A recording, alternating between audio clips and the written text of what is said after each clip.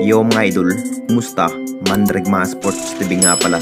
Ating pag-usapan, Barangay Ginebra, Troy Rosario, nakapagdesisyon na at Jeremiah Gray, bibitawan na nga ba ng Barangay Ginebra? Pero bago nung nga yan, kung bago pala sa aking channel, huwag mong kalimutan mag-subscribe at i-click ang notification bell para like kang updated sa latest upload pa natin.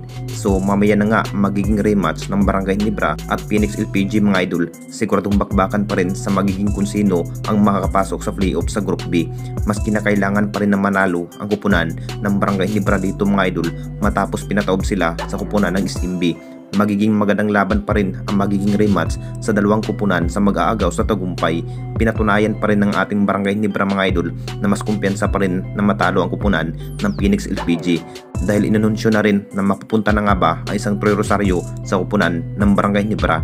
Alam naman nating lahat, San free agent na nga ang isang Troy Rosario sa kupunan ng Blackwater Busing kung bakit interesado ang kupunan ng Jing Kings kunin bilang big man itong si Troy Rosario. Posibleng ito na nga ba ang mas makakaiba sa chemistry ng ating Barangay Ginebra dahil sa naging bawat performance itong si Troy Rosario mga idol talagang malalakas pa rin bilang pagiging big man. Malaking factor pa rin sa center area mga idol itong si Troy Rosario na mamana pa rin sa naging role ni Sistan mga idol. Si Troy Rosario nga ang magiging bilang pangalawang big man bukod pa kay Japet Aguilar. Masasabing magandang line up pa rin ang magiging combo ng Jing Kings dahil may Troy Rosario nga bilang big man. At dito na naman tayo sa isa pa nating balita, Jeremiah Gray, bibitawan na nga ba ng Barangay Ginebra?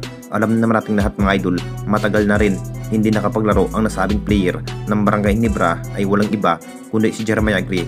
Masasabing hindi pa rin magagamit itong si Jeremiah Gray dahil sa may inain ng guto injury.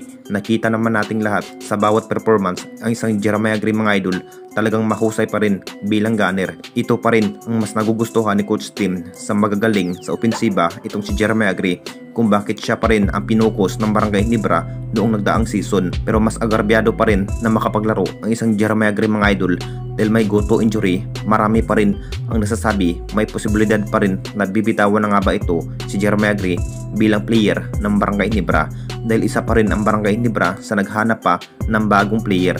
Ang target pa rin ng ating Barangay Ginebra itong si Troy Rosario bilang pagiging big man bukod pa kay Japet Aguilar.